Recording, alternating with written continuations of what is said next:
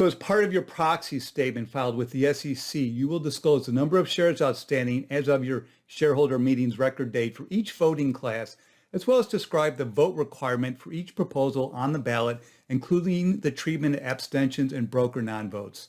Today on Zippy Point.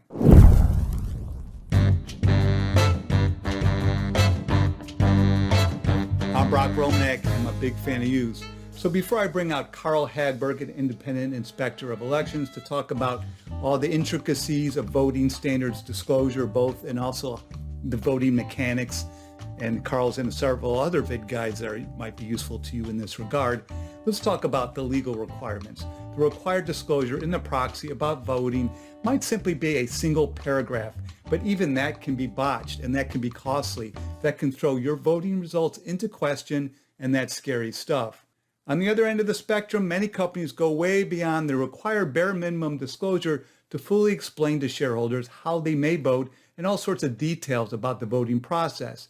And I'll cover that in a separate vid guide about the top 10 things to disclose about voting. A link to that vid guide is beneath this video. So who can vote? Item 6 of Schedule 14A requires disclosure of the number of shares outstanding as of the record date for each voting class, cumulative voting rights for investors, the principal security holders, and certain other items. Item 6B of Schedule 14A requires companies to state the record date. The record date for a meeting determines who's entitled to receive notice of and to vote at the meeting. And when I say vote at the meeting, it's typically voting in advance. You can vote proxies in advance. That's what a proxy is. And I have a separate vid guide explaining the difference between a proxy, a VIF, a notice of internet availability, and an annual meeting ballot. For purposes of proxy disclosure, only the number of record holders is required. You do not have to try to figure out how many beneficial owners you have, because that's a nearly impossible task. That's nearly an impossible task. And see my separate vid guide about communicating with your beneficial owners. So the task of making that determination, the determination of who your record holders are, how many you have, that can be tricky. And Carl's going to get into that in a little bit in his part of this vid guide. Although you don't have to do this, some companies actually explain the difference between beneficial owners and record holders. And here's an example of that from Alphabet's proxy. Prudential's Voting Your Proxy section explains that concept a little bit differently in their proxy statement. Prudential also explains how to vote plan shares, the plan trustee, and all that. Moving on, it's relatively uncommon for companies to have cumulative voting rights since it's frowned upon by many institutional investors, and the practice has waned over recent years. Some companies actually go ahead and disclose that shareholders do not have cumulative voting rights. This lets institutional investors know, the ones that don't like cumulative voting, that the company doesn't have it. And here's an example from Alphabet's proxy about that. Or companies simply disclose that each share of common stock has only one vote. That's the same thing as saying you don't have cumulative voting. That's what Prudential does in its proxy. And as you can see from the Prudential proxy, the disclosure in most proxies about who can vote is pretty straightforward. It gets a tad more complicated if there are multiple classes of stock. And here's an example of that from Alphabet's proxy. So the voting requirements, the disclosure about that. Item 21 of Schedule 14A requires a discussion of the specific vote requirement for each proposal in the proxy statement, each proposal on the company's ballot, including the treatment of abstentions and broker non-votes. So let me briefly explain what abstentions and broker non-votes are. So outside the director election and say on frequency context, shareholders typically have 3 voting choices for specific proposals: yes, no, or abstain. For more about say on frequency, see my vid guide about item 507 8Ks and voting results. You also have this quirk when shareholders don't return their voting instruction form, their VIF, or they fill it out just partially. And then the brokers who send it to them can vote that due to this vacuum. But when brokers don't vote, when this vacuum happens on a particular item, you have a broker non-vote. An abstention is a voluntary act of not voting by a particular shareholder who is present at a meeting, either in person or by proxy, and is entitled to vote. In most states, an abstention may be counted for determining whether or not a quorum is present. That's the precedent for having a legal meeting happen. That's an important thing because some companies have trouble reaching quorum. See my vid guide about why auditor ratification typically is on the ballot. That's usually to reach quorum. So broker non-votes, let's get into that. Much of the stock in U.S. companies is held by broker-dealers in street name for the benefit of the beneficial owners. The brokers are considered the record owners and have the right to vote, or it might even be someone further up the chain. The rules of the New York Stock Exchange, the NYSE regulates brokers, requires brokers to forward proxy materials onto the beneficial owners and vote the shares in accordance with the voting instructions from these beneficial owners. Those are the VIFs, the voting instruction forms that the beneficial owners send back. Brokers will then have their agent, Broadridge, and I have a separate vid guide explaining Broadridge's role here, send the beneficial owners a voting instruction form, the VIF, modeled on the company's proxy card. They look very similar, which asks the beneficial owners to indicate their voting choices. Like I said, the NYSE regulates brokers, and the NYSE's Rule 452 permits brokers to vote on certain routine matters, ratification of auditors being the main one, without specific client instructions. This is known as broker discretionary voting. This rule applies to all brokers that are registered with the NYSE, all brokers, regardless of which exchange the company's stock is traded on. So it doesn't matter if a company is listed on the NASDAQ, the brokers that deal in NASDAQ stock is still regulated by the NYSE. And if a beneficial owner doesn't return the VIF that they received, or they leave some of the matters blank on the VIF, the broker can then return that and vote on the routine matters, auto ratification, and leave the other matters blank. The matters on which the broker has not voted are called broker non-votes. In most states, a broker non-vote may be counted for determining whether a quorum is present, like I said before, and that's a good thing. So getting back to figure out what is required in the voting matters section of proxies, companies must specify in their proxy how many votes must be received to approve each proposal, and how many votes will be counted to determine whether a proposal is approved. The approval required for matters voted on by the shareholders depends on state law, the state in which the company is incorporated, the type of proposal it is, the company's charter, otherwise known as the Articles of Incorporation, and sometimes stock exchange regulation. This can be tricky. Sometimes you may be presenting a matter that requires shareholder approval under the stock exchange listing standards with a voting standard that is different from what is specified in the company's charter or bylaws. Outside the election of directors context, a majority vote typically is required. And there are different types of majority vote requirements. The three most common types are: 1, majority of the outstanding shares; 2, majority of the shares present and entitled to vote on the particular matter; and 3, majority of the votes cast. But sometimes supermajority standards are specified for certain proposals. For the election of directors, most states specify plurality. Plurality is the voting standard, that's the default. But in recent years, though, a whole lot of companies have adopted some form of majority voting standard for director elections, under pressure from institutional investors, under pressure from the proxy advisors. Other companies have adopted a plurality plus standard, so the state law default of plurality less frequently comes into play these days. You don't see it that often. When you do see it on the VIF, on the proxy card, you don't have an against on the proxy card next to a director nominee's name. You have the term withhold. In your proxy disclosure, you'll have to accurately describe the treatment and effect of the abstentions, the broker non-votes under state law, under your charter and bylaws. The disclosure should discuss how abstentions and broker non-votes are treated for quorum purposes, as well as how they're treated for voting on specific proposals. And like I've said a few times, and you'll hear from Carl, this is an area where mistakes easily can be made. There's a lot of unforced errors in the voting standards disclosure. People are cutting and pasting. People might have it right in one section of the proxy, but wrong in the other. There's not consistency. It's crazy, which is wild to think about because we're talking about a single paragraph typically of seemingly boilerplate in the proxy. How can you get that wrong? So you should know how you will be calculating the voting results before you put pen to paper when you're drafting this disclosure. What is your computation of a percentage based on a fraction?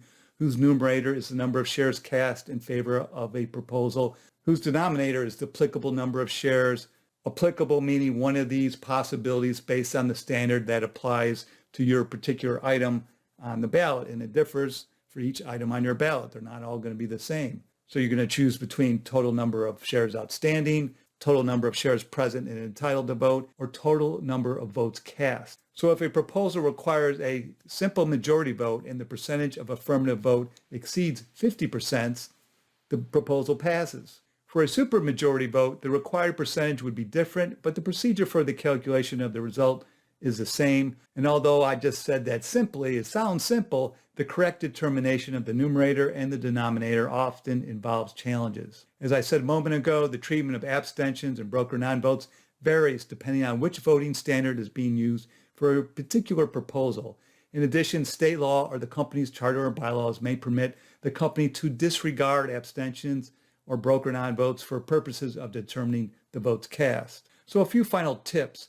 You want to describe your voting standard in the proxy in plain English. That's why many companies have gone the extra mile to provide a set of FAQs in their proxy or other ways to provide more usable disclosure to make it as clear as possible how all this voting stuff works. Make sure they got it right. Don't assume that the prior year's proxy disclosure was correct. Always go back and look at state law each year. State law might have changed, or you may have been wrong last year and no one caught you.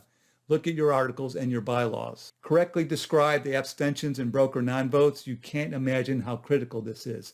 Their effect may well and likely will vary by each proposal on your ballot. For example, disclosing that abstentions are counted as votes against rather than saying that they could have the same effect as a vote against could cause abstentions to be combined with actual votes against. Your tabulator will make a mistake that you might not catch. Finally, you want to ensure that what it says on the proxy card and on the VIF matches the disclosure in the proxy statement itself. And that's easier said than done. Some mistakes get made there. So let me go ahead and bring on Carl to explain more. Carl Hagberg is one of my all-time favorite people. He's a fellow publisher. He's got the Shareholder Service Optimizer, which is a tremendous publication. It's got his frank and practical insights. He's an inspector of elections. He runs his own team. And he's been in this business for over 50 years, so he certainly knows a thing or two. And he's got quite a way with words. I love listening to Carl speak and having one-on-one conversations with him as well. I'm Brock Romanek, today on Zippy Point. Quick Zips by Zippy Point. Quick and dirty. So I'm so excited to have Carl Hagberg on with me. I'll tell a story about when I first became aware of Carl. I was at one of my first Society of Corporate Secretaries conferences, and he had a stack of his Shareholder Service Optimizer in the back. It's a great publication. I highly recommend you go to his website. So just plug in Shareholder Service Optimizer into Google and you'll find his site. It's tremendous. And so that was, I'm reading it. It's written in plain English, practical, has a lot of humor in it. And it was one of the greatest things I had read. And so I was like, man, I can't wait to meet this Carl guy. And then at that conference, I got to meet Carl. And we've been fast friends ever since. There's very few people in this industry that are also publishers like us. So we're kindred spirits. So I brought Carl on to talk about voting standards since he's an inspector of elections for a long time. And even before, of course, been in this industry forever. And so, Carl, the first question for you is, you have to disclose in a proxy how many record owners you have, how many record holders. How do you determine that number? Well, it's actually simple. You look on the shareholder list, okay? So you have to determine for each class of stock that is eligible to vote on one or more matters, you have to say how many shares they had as of the record date. You don't really have to say how many holders there are. The SEC rule, you only have to report your record holders, which is usually a meaningless number, but be that as it may. So you need to say how many shares of each class of stock were outstanding as of the record date for the annual meeting, okay?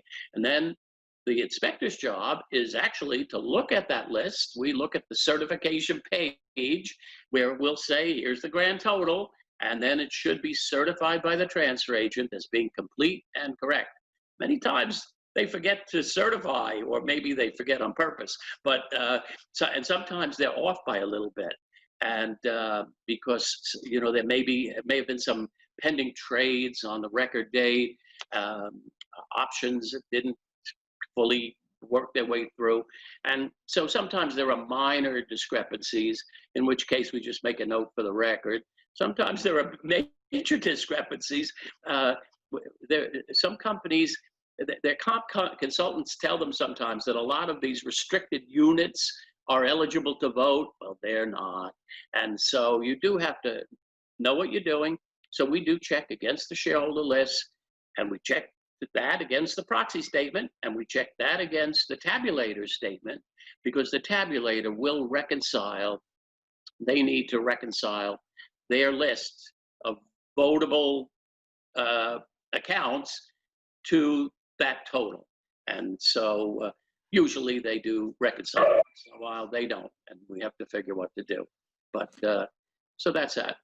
So I should mention that Carl and I have taped another vid guide about the difference between inspector of elections and tabulators, a link to which is beneath this video. So my next question for you, Carl, is some companies disclose in their proxy that their voting is confidential. Why do companies get asked that question a lot? Why are they, this is voluntary disclosure. They're not required by the SEC's regulations to put that in the proxy. Yeah, this is a funny thing. Years ago, when the two Gilbert brothers were still alive, this was one of their hot shareholder proposals, was that there be confidential voting. And many companies adopted a confidential voting policy. Well, guess what? I don't think any of them put it in their bylaws or put it in their articles of incorporation. And over time, I think a lot of people have forgotten whether they had promised confidential voting or not. Institutional investors, many of them feel very strongly that their vote should be confidential. Even though they're telling you how they're going to vote on various matters, they don't want to be bothered by proxy solicitors looking to pester them 2 days before the meeting. But so it's a little bit of a gray area. We always assume, a company should always assume that the voting records should be kept confidential, okay? This isn't for everybody to be looking at and poring over. Unless there's going to be a formal challenge, and then there are usually exceptions in people's confidential voting policies. So my advice is to assume that or to just plan to keep these records confidential, to have your tabulator keep it confidential, the best ones do that, and have the inspector keep this confidential. And the most important part are employee plan votes, okay? They really do need to be kept confidential, because there have been more cases than I'd like to say where companies poured over these records where they shouldn't have, and took notes and took reprisals against people who didn't vote the company line. And one of the reasons that employee votes are so low is that they fear the boss will be snooping and marking them down if they didn't like one of the directors, you know? So those votes should be strictly confidential. And plan trustees, they guard these, you know, the big custodians, Fidelity and Vanguard, who are administering plans, they guard the confidentiality of the voting to the nth degree. So that'd be my advice on that. Whether you have a policy or not, you should enforce confidentiality here, unless you have to open the curtains because it's too close. Okay. You and I have had a discussion on this one quite a bit over the years. Some companies erroneously describe what their voting standards are in the proxy statement. That's such an important disclosure, but sometimes lawyers are just repeating what someone said in a competitor's, in another company's proxy. They're just cutting and pasting, or maybe they've just been making the same mistake year after year, but not comparing their proxy disclosure against what the voting standards are in the state in which they're incorporated or in their own corporate governance documents. Yes, yes. This happens, I'd say probably 5 or 6 times a year. We discover that on page 1, it says one thing, and on page 210, it says something different. And often it is because they've been cutting and pasting from somebody else's proxy statement, or they were just not sure themselves. And so, yeah, occasionally this will happen. And this is one of the duties of an inspector, by the way, is to make sure you know what it takes for proposals to be approved or not. And there's an article on my website, and there are about 6, 7 different ways of determining, you know. The simplest way is, a majority of the quorum. So if you have 50% of the shares plus 1, you can pass your proposal with 25% of the outstanding shares plus 1 vote, you know. So it's kind of a low bar. Others have high bars. You need 66 2/3. Many companies can never get that. It's mathematically impossible to get that for them. So you do need to know what it takes for each proposal to be approved. And many times you could have 7 proposals and there would be 5 different standards, okay? So you have to know which one applies to which proposal. And we usually don't say in our final report whether it's been approved or not. We let the numbers speak for themselves. And the old way, it used to be the company who would declare that directors had been elected and auditors have been ratified, etc. But today, more and more, people are looking for the inspector to affirm that, yes, the proposal has been approved or not approved. And I always tell people, please don't say it's been defeated. It's not like a war, you know, you don't want to get down there. You just want to say it's, and I'd never say a proposal has passed, because the proposal has never passed unless it's a binding bylaw proposal. It's never passed until the board passes it. It's not the voters. The voters can't pass proposals, but they can give their approval or withhold their approval. And then once they've given their approval, of course, the directors will formally pass that measure, okay? And then companies will file an 8K disclosing their voting results. Some post the final results as well as preliminary results on their website. But I've never seen an inspector's report filed as an exhibit to that 8K when they disclose the voting results. No, they used to do it. It used to be people would put it right on their website, but no more. Now that with the 8K, this is, you know, people will file that and they'll tell everybody, look on our website, and that will be the definitive thing. And just as an aside here about the 8K, a lot of companies, they want to file it right away and run out the door. They want to get that meeting over and get on their train or their plane or go wherever they're going, take a vacation.